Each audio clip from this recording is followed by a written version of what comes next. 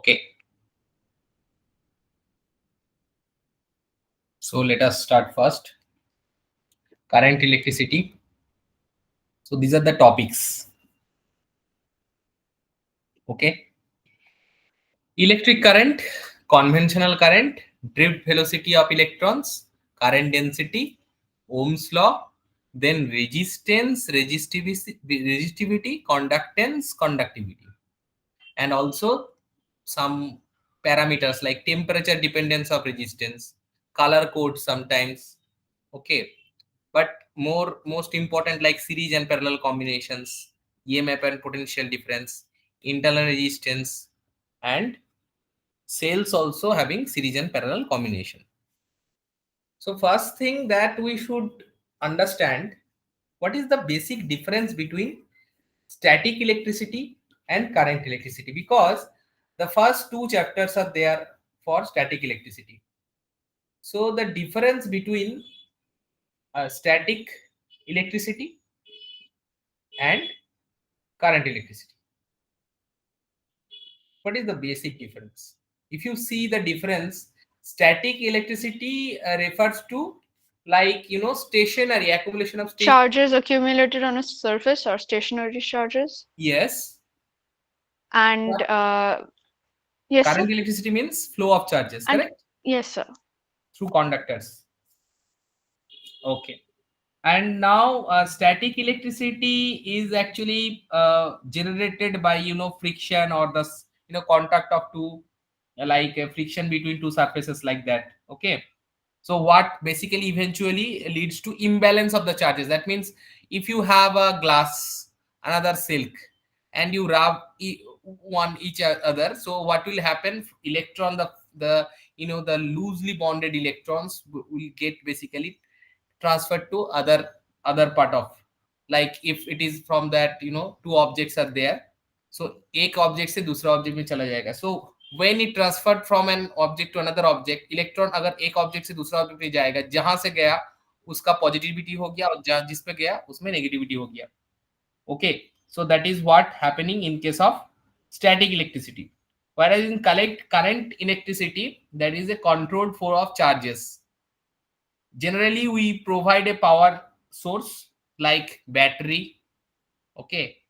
Or maybe generator, and then some circuit will be formed, and there we should keep some appliances, some resistance, some switches, and all these things. Okay. So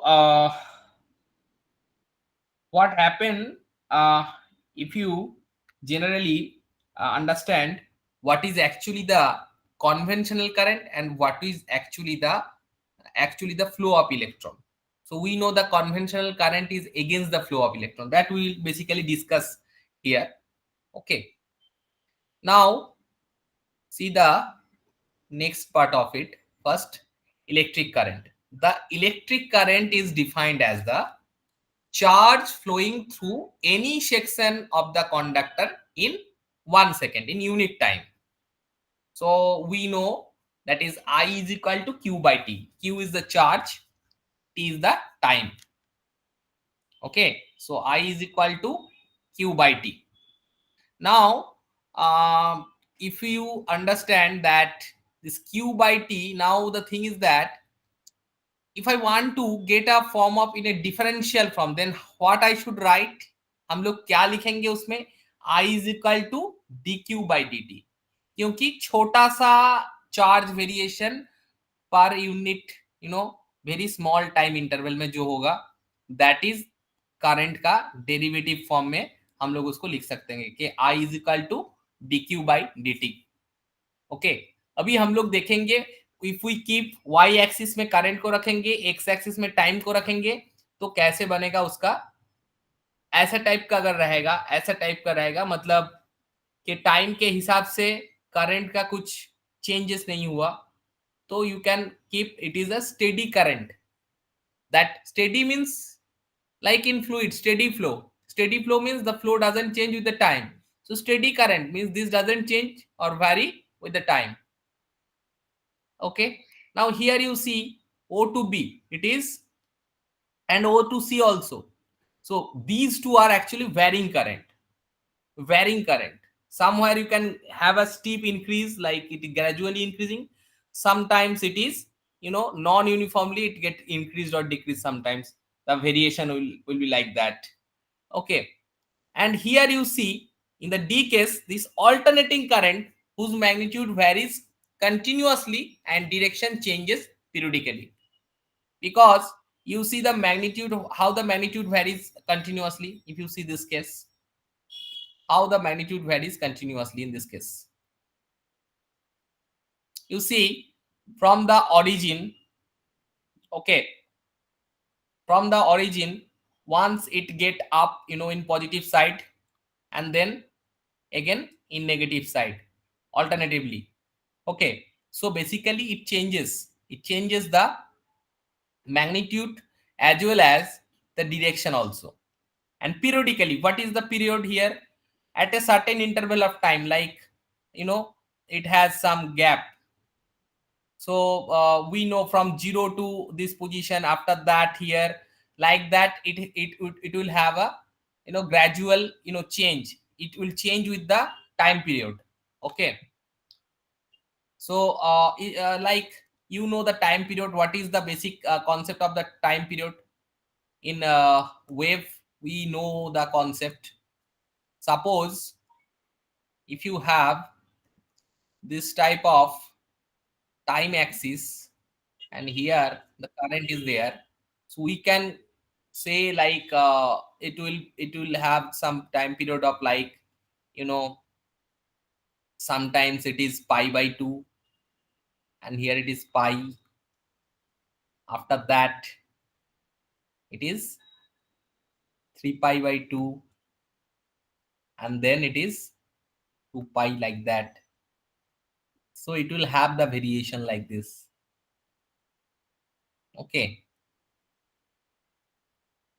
So periodically it will change. So what it will change, basically, you see the magnitude is denoted by this. ये जो peak आ रहा है ना, this is the magnitude, ये उसका peak, मतलब magnitude है उसका, करंट का इतना आ रहा है। तो फिर ये क्या हो रहा है, देखो धीरे धीरे कम से वो वैल्यू में गया, और फिर वो वापस आ रहा है, फिर जीरो हो रहा है, फिर नीचे की तरफ, मतलब डायरेक्शन चेंज किया, फिर नीचे की तरफ भी उतना बढ़ रहा है।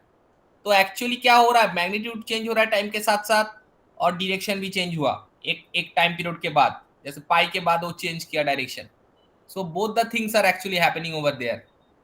Okay, so that is what we are getting over, in this case we are getting. Okay, now if you see,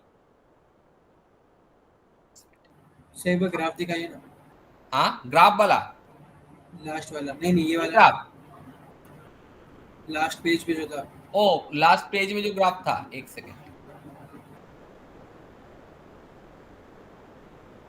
अच्छा, मुस्कान ज्वाइन करना चाहती है क्या? एक सेकेंड, हाँ, एडमिट। ओके, लास्ट पेज में जो ग्राफ था, यहाँ देखो, यहाँ पर देखो, ग्राफ देखो, स्टेडी का ए वाला ग्राफ है, बी और सी अनस्टेडी जो है, वेरिंग, और डी जो है पीरियोडिकली वेरी कर रहा है।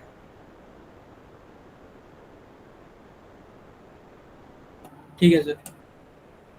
ठीक है, अभी देखो मैं जो बता रहा था, कन्वेंशनल करंट क्या होता है, इलेक्ट्रॉन फ्लो क्या होता है। हमेशा इलेक्ट्रॉन फ्लो के ऑपोजिट कन्वेंशनल करंट होता है। कन्वेंशनल करंट देखो, एक प्लेट को तुम देख रहे हो, उसमें प्लस प्लस प्लस है, दूसरे तरफ है minus minus minus. Conventional current बोल रहा है प्लस से माइनस की तरफ जा रहा है। कन्वेंशनल करंट बोल रहा है प्लस के माइनस की तरफ ये जा रहा है करंट, आई। ठीक है, conventional current is the current whose direction is along the direction of the motion of the positive charge under the action of electric field.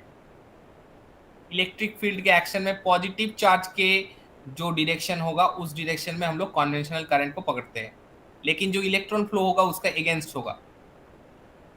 So now this is what this conventional current due to the motion of electron is the direction opposite to that of the motion of electron. So conventional current में क्या हो रहा है, conventional current में क्या हो रहा है, conventional current plus two minus, और इलेक्ट्रॉन का फ्लो कहां से हो रहा है, माइनस टू प्लस, एक्चुअली जो हो रहा है actually. Okay, so conventional current due to motion of electron is the direction opposite to that of the motion of electron।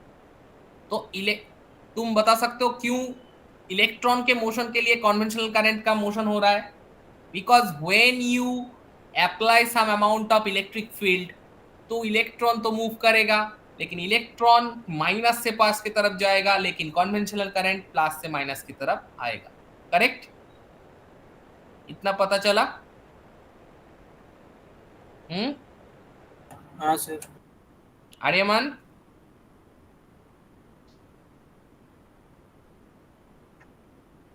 Aryaman इतना पता चला? मुस्कान? Yes sir. अभी देखो drift velocity and current, drifting, ये जो हम लोग कन्वेंशनल करंट का कॉन्सेप्ट से एक ड्रिफ्टिंग वेलोसिटी का कॉन्सेप्ट आता है। सो ड्रिफ्ट वेलोसिटी क्या है? Velocity with which free electron get drifted towards the positive terminal under the effect of the external electric field. तो इलेक्ट्रॉन जो कॉन्वेंशनल करंट फ्लो के ऑपोजिट फ्लो कर रहा है इलेक्ट्रॉन्स, तो वो अगर फ्लो करेगा तो उसका भी टाइम के साथ साथ एक डिस्प्लेसमेंट का रेशियो आएगा, displacement by time, that will give the drift velocity of that basically the electron. Okay, so it will be towards the positive terminal. Okay, जैसे ये देखो एक कंडक्टर टाइप का हम लोग देख रहे हैं, तो इसका लेंथ मान लो L है, इस तरफ एरिया है A, और ऐसे करके हम इसको एक एक्सटर्नल पावर सोर्स के साथ ऐड मतलब उसको कनेक्ट कर रहे हैं वायर से। ग्रीन वाला वायर सबको दिख रहा है, और नीचे जो ब्लू वाला वो है वो सेल है जो एक्सटर्नल पावर सप्लाई है। नाउ देखो ये इलेक्ट्रिक फील्ड अप्लाइड है, क्योंकि तुम अगर देखोगे जो सेल कनेक्टेड है, सेल का पॉजिटिव टर्मिनल के साथ जो ये जो तुम देख रहे हो, वहां से ही तो अप्लाइड इलेक्ट्रिक फील्ड होगा ना, पॉजिटिव टू नेगेटिव। नाउ ये है इलेक्ट्रॉन का ड्रिफ्ट वेलोसिटी, देखो उल्टा तरफ, बिकॉज इलेक्ट्रॉन क्या होगा, negative to positive, negative to positive, and conventional current क्या होगा, पॉजिटिव टू नेगेटिव। देखो इसलिए नीचे आई मैं दिया हूं, वो इलेक्ट्रॉन का जो Vd है उसका ऑपोजिट डायरेक्शन में, Vd तो तुम्हारा इस डायरेक्शन में टुवर्ड्स A है Vd। तो इसमें क्या दिखा गया, ये जो सेटअप, इसमें सिंपल सा एक सेटअप है जिसमें एक कंडक्टर है जो एक सेल के साथ जुड़ा हुआ है। उसमें हम लोग जब अप्लाइड इलेक्ट्रिक फील्ड दिए, तो अप्लाइड इलेक्ट्रिक फील्ड तो पॉजिटिव से नेगेटिव की तरफ, तो इलेक्ट्रॉन का फ्लो स्टार्ट हुआ नेगेटिव से पॉजिटिव की तरफ, तो that is actually the Vd, drift velocity. क्योंकि अगर मूवमेंट करेगा तो टाइम के साथ साथ उसका वेलोसिटी जनरेट होगा। नेक्स्ट, तो ड्रिफ्ट वेलोसिटी जिस तरफ है उसका ऑपोजिट डायरेक्शन में, that means towards the direction of the applied electric field only you will be getting I, that means conventional current flow. Now you see here Vd is equal to AT. What is that? Vd is equal to AT. That means here if you consider के तुम्हारे पास जो, अगर हम लोग उसको देखेंगे कि acceleration जो है, एक्सीलरेशन के साथ साथ अगर मैं कुछ टाइम को मल्टीप्लाई करूंगा तो हमारे पास क्या आ जाएगा, वेलोसिटी आ जाएगा, है ना, है कि नहीं बताओ? सर वापस एक्सीलरेशन के साथ साथ किसी भी acceleration, actually velocity by time is equal to acceleration. Okay, now अगर मैं एक्सीलरेशन के साथ साथ टाइम पीरियड को, कैपिटल टी तो टाइम पीरियड होता है एक किसी के लिए, तो टाइम को मल्टीप्लाई करूंगा तो हमारे पास क्या आ जाएगा, वेलोसिटी आ जाएगा। आएगा कि नहीं आएगा बताओ? वेलोसिटी आएगा ना? सर फ्लो के ऑपोजिट क्यों है वेलोसिटी? किसके ऑपोजिट में है? फ्लो के, फ्लो ऑफ इलेक्ट्रॉन्स। फ्लो के ऑपोजिट में तो वेलोसिटी नहीं है, कहां पर? सर VD राइट को दिखा रहा है, इलेक्ट्रॉन लेफ्ट जा रहा है। वीडी जो तुम देख रहे हो वेक्टर तो ऐसा एरो है ना, तो वेक्टर वो थोड़ी ऐसा शो करने दिखेगा के लिए। उस तरफ, Oh, अच्छा. वो वेक्टर क्वांटिटी है वीडी। Okay, okay. ठीक है, वेक्टर क्वांटिटी के लिए वो ऐसा दिखा रहा है, लेकिन उसका मतलब ये नहीं है कि उस डायरेक्शन, वो जो देखो ब्लैक कलर का दिख रहे हो ना इलेक्ट्रॉन का, ब्लैक कलर का ही डायरेक्शन है। ठीक है, तो इसमें ना हम लोग ऐसे करके इसको समझ सकते हैं, ये जो रिलेशन का हम लोग वीडी का इसको लिख रहे हैं ना, इसका कॉन्सेप्ट लिख रहे हैं ना, वीडी के साथ इसका रिलेशन है, तो एक्चुअली क्या होगा, व्हाट वी कैन से कि VD is nothing but speed. तो वो क्या करेगा, एल अगर कुछ एक मेरा डिस्टेंस है, जैसे मैं तुम देख पा रहे हो इसमें एल है, और टी टाइम में वो अगर उसको कवर अप किया है, तो व्हाट आई कैन से कि it is this VD can be L by D T, या फिर टी, एल बाई टी, उस कॉन्सेप्ट से जा सकते हैं। लेकिन उससे पहले एक चीज से अगर मैं इसको थोड़ा सा देखना चाहता हूं, कौन सा वाला कॉन्सेप्ट से कि ये मानो कि वीडी जो है, that VD is equal to the acceleration into the time. तो ये जो टी मैं टी लिखा हूं ना, टी जो है ना, ये टाउ भी कोई कोई बुक में हो सकता है, एक ही चीज है, मतलब वो टाइम से ही उसको टाइम भी डिनोट कर रहा है। ठीक है, अलग कुछ नहीं है। तो इसमें से एक चीज है कि इसको मैं थोड़ा सा साइड करके अगर लिखूंगा कि इसमें देखो ए के जगह मैं small E into applied field divided by M किया हूं। ये कहां से आया बताओ तो, थोड़ा सा पता होना चाहिए, क्योंकि स्टैटिक इलेक्ट्रिसिटी तुम कर चुके हो, बताओ तो।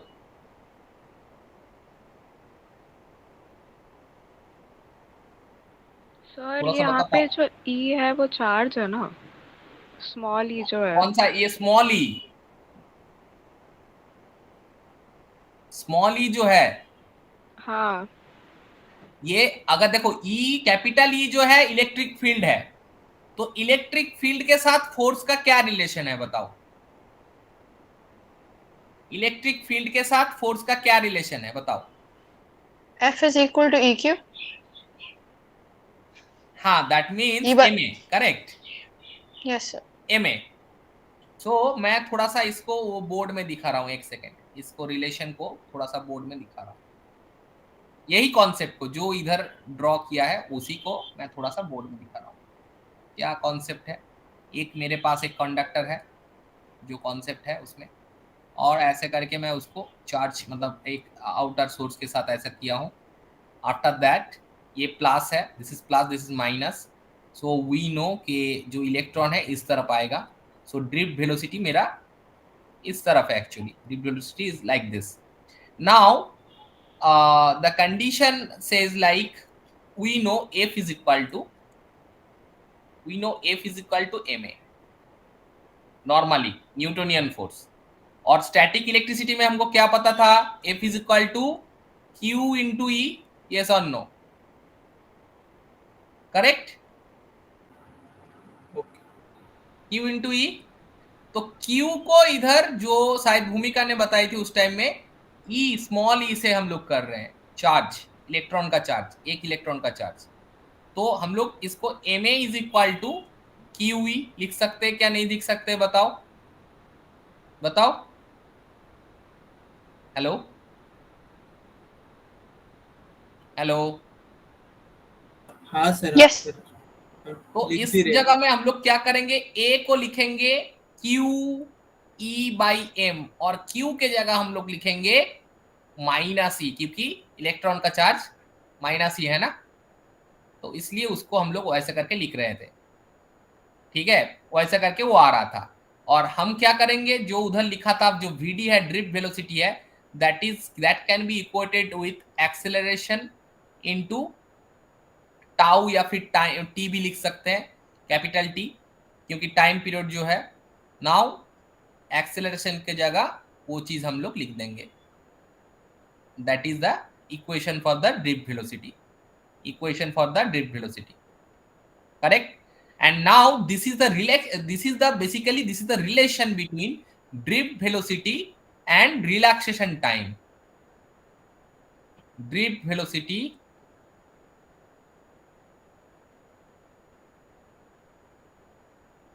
and relaxation time, ये दोनों के बीच उसका रिलेशन है.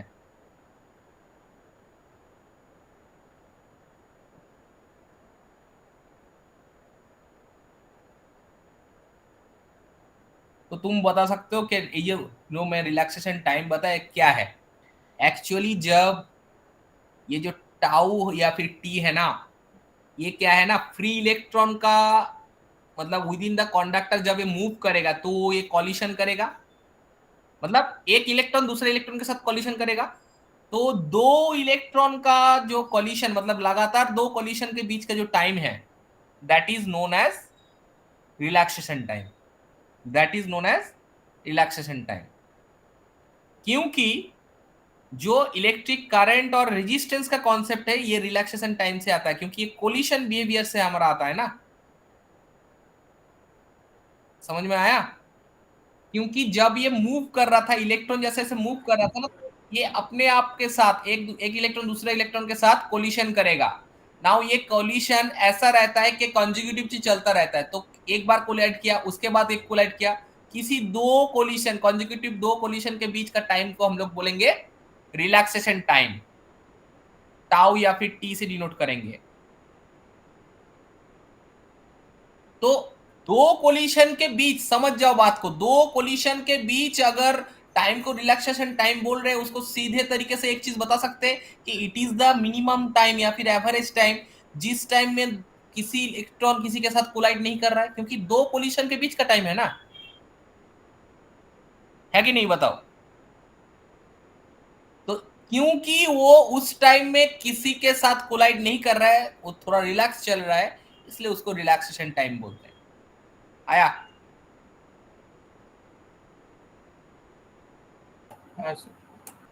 बाद में हम लोग सीखेंगे जो रिलैक्सेशन टाइम है फिर टाउ या फिर टी, वो है ना, वो जो रेजिस्टिविटी है ना, resistance to path of the electricity है ना, उसके साथ इनवर्सली प्रोपोर्शनल है. मतलब ये टाउ जितना बढ़ेगा रेजिस्टिविटी घटेगा, टाउ जितना घटेगा रेजिस्टिविटी बढ़ेगा. क्योंकि तुम समझ जाओ, अरे रिलैक्सेशन टाइम ज्यादा है उसका मतलब कोलिशन ज्यादा नहीं हो रहा है कि नहीं? कोलिशन ज्यादा नहीं हो रहा है तो रेजिस्टेंस घटेगा ना. आया समझ में? आया ना समझ में? हाँ सर. सर एक बार रिपीट करिए. कहां पर बताओ? इस जगह में वो कोलेशन वाला जो आप बोले ना. कोलिशन वाला देखो, एक बार ए इलेक्ट्रॉन यहां से चल रहा तो कोलिशन क्या करेगा, चलते चलते ना दोनों के बीच कोलिशन होगा. मतलब दोनों मतलब मैं किसी दो इलेक्ट्रॉन के बात बोल रहा हूं, ऐसा नहीं कि सिर्फ दो है, बहुत सारे इलेक्ट्रॉन है. तो किसी दो इलेक्ट्रॉन के साथ जब कोलिशन होता है, वो ऐसा नहीं कि मान लो ये एक नंबर या दो नंबर इलेक्ट्रॉन इन दोनों के साथ एक बार ही कोलिशन हुआ, सामने जाके फिर से कोलाइड कर सकते हैं, या फिर मतलब ये एक के साथ एक बार कोलाइड किया, ये धक्का दिया, फिर दूसरा टाइम में दोनों के बीच कोलिशन हुआ. तो ये दो कोलिशन के बीच का जो टाइम है, जिस टाइम में किसी इलेक्ट्रॉन किसी के साथ कोलाइड नहीं कर रहा है, फ्रीली चल रहा है, that is known age relaxation time. तो जितना कोलिशन होता रहेगा उतना रेजिस्टेंस बढ़ता रहेगा, है ना, पाथ में. क्योंकि कोलिशन क्या करता है, पाथ को ब्लॉक कर देता है ना, मोमेंटरीली रेजिस्ट करता है ना. तो इसलिए ये कोलिशन का बीच का जो टाइम है, जिसको हम लोग रिलैक्सेशन टाइम बोल रहे हैं, मतलब दो कोलिशन का बीच का टाइम है, वो अगर बढ़ेगा मतलब क्या है, एक कोलिशन अभी हुआ और बहुत देर हुआ, उसके बाद क्या मतलब बीच में कुछ कोलिशन नहीं हुआ, उसका मतलब तो ठीक ही है ना, रेजिस्टेंस कम मिल रहा है ना. एक नॉर्मल मतलब तुम सोचो, एक ऐसे टाइप का एक पाथ जा रहा है, मतलब गली टाइप का है, सब उसमें दौड़ रहा है, एक रनिंग कंपटीशन हो रहा है, ये एनालॉजी ऐसा लो. फिर क्या हो रहा है, उसमें ना धक्का मुक्की स्टार्ट हो गया, एक दूसरे को धक्का दिया, एक धक्का के बाद वो दूसरे को, ऐसा करके दो धक्का के बीच जो टाइम है वो है रिलैक्सेशन टाइम। उसमें क्या हुआ, दो धक्का के बीच टाइम में मतलब वो थोड़ा सा टाइम के लिए किसी को कोई धक्का नहीं दिया, तो वो हो जाता है रिलैक्सेशन टाइम। अभी जितना धक्का बुक्की बढ़ेगा मतलब रिलैक्सेशन टाइम घटेगा, मतलब कम रिलैक्सेशन टाइम मिलेगा, तब वो रेजिस्टेंस बढ़ेगा, तुम आगे नहीं बढ़ पाओगे उस रोड से। वही होता है रेजिस्टिविटी उसका ना, रेजिस्टेंस वो होता है। और रेजिस्टिविटी हम लोग अगर उसको सीधे तरीके से समझेंगे कि वो पर यूनिट एरिया का कॉन्सेप्ट से हम लोग उसको करते हैं।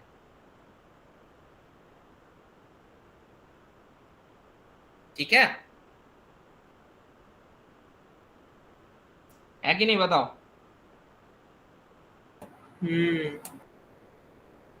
अच्छा, इसमें देखो तो मुस्कान का कॉल कट गया क्या? मुस्कान फिर से कॉल लगा रहा है, क्या हो गया?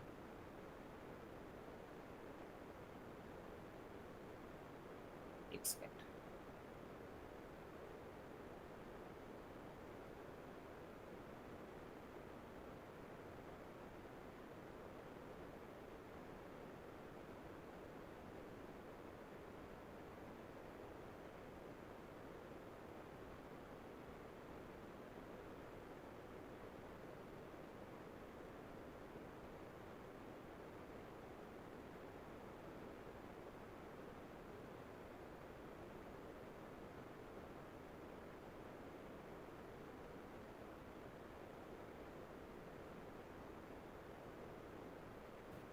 Okay, now moving to this thing.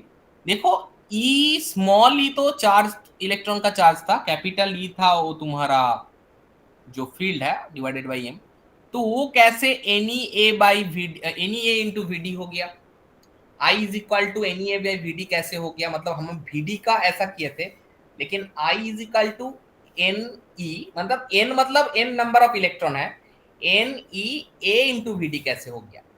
देखो हम लोग सीधे तरीके से समझेंगे तो आई क्या होता है, आई क्या होता है एक्चुअली, करंट जो फ्लो कर रहा है इसके साथ साथ ना, तो that can be, that you can say it is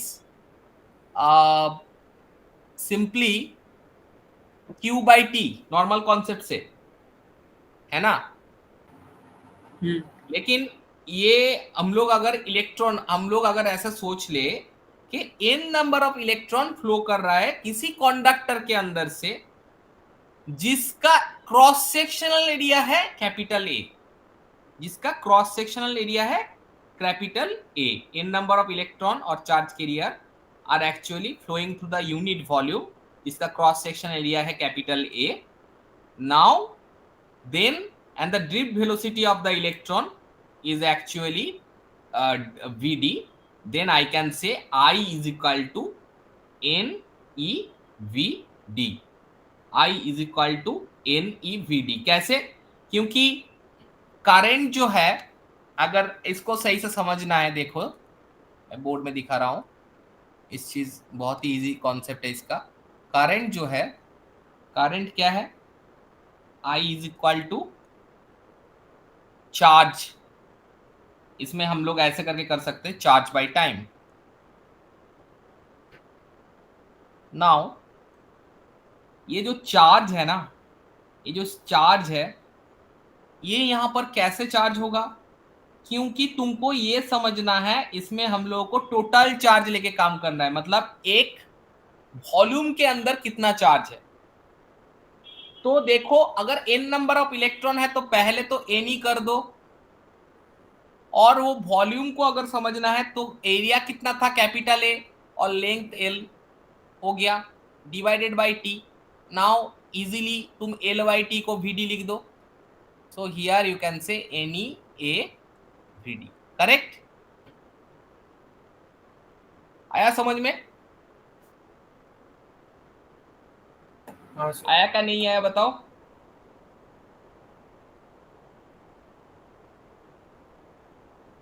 कोई तो बता दो। अरे बोला तो सर, हाँ Yes. आपका इशू है सर। मैं सुनाई नहीं दे रहा था, मैं इसलिए हाँ सर आया। ठीक है। नाउ यू सी वीडी, अगर वीडी को मैं सिर्फ लिखना चाहूंगा तो क्या हो जाएगा, आई divided by NEA. नाउ एक जो टर्म है I बाई ए मतलब current per unit area, that is denoted by J. Okay, so therefore what I can say, this can be equal to J by NE. Okay, this can be equal to J by NE because J is equal to that I by A. Okay, यहाँ पर एक question हम लोग कर लेते हैं, छोटा सा ही क्वेश्चन है, कर लेते हैं हम लोग।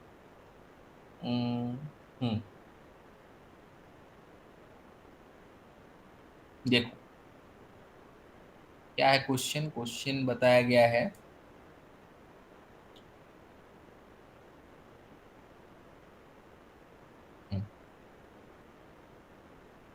क्वेश्चन बताया गया है, एस्टिमेट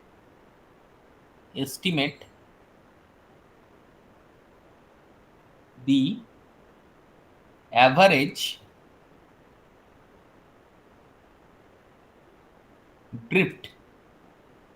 drift speed, वही drift velocity of conduction electrons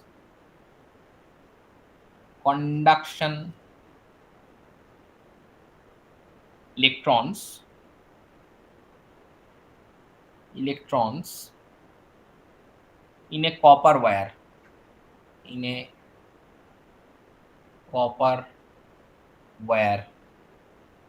of cross sectional area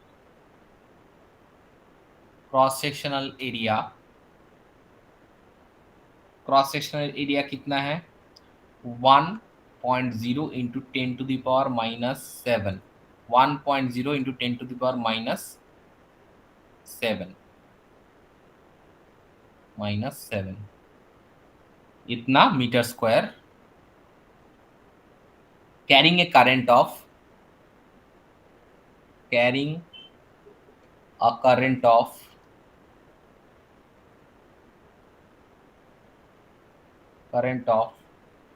1.5 ampere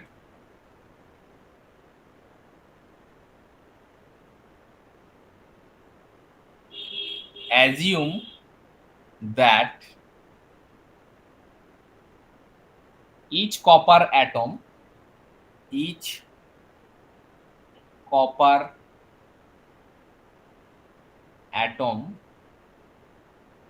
contributes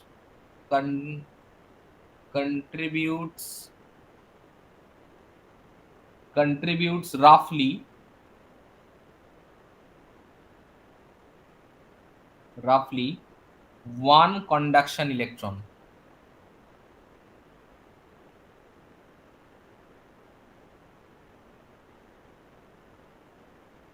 अभी क्या दिया है, the density of the copper,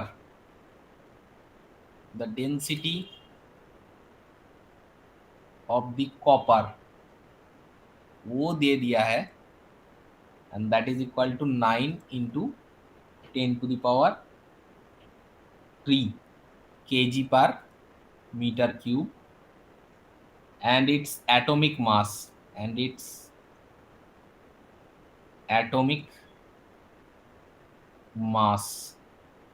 is given 63.5 unit। So what is the first thing? So पहले तो मास निकालेंगे, velocity। मास निकालेंगे पहले। Get the drift velocity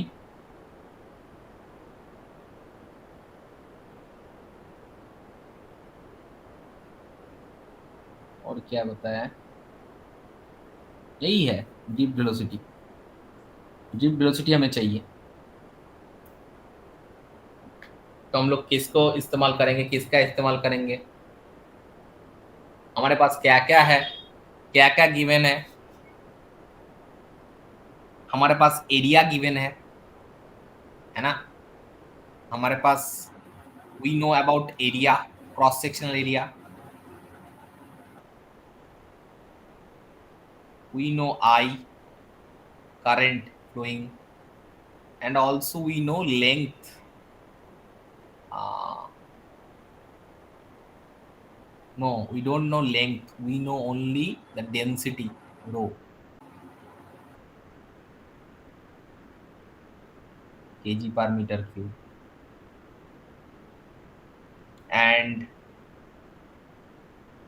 And what else we know? Kg per meter cube, that is there. And और हमें क्या पता है इसके बारे में? और ये एटॉमिक मास पता है, and we know about the atomic mass. तो कैसे किया जाए इसका, कैसे सॉल्यूशन हो जाएगा? थोड़ा सा दिमाग में लगाओ, जो हमारा फॉर्मूला अभी मैं बताया वीडी या फिर आई से कर पाओगे तो। आई इज इक्वल टू जो फॉर्मूला मैं बताया था उसका इस्तेमाल हो सकता है इसमें।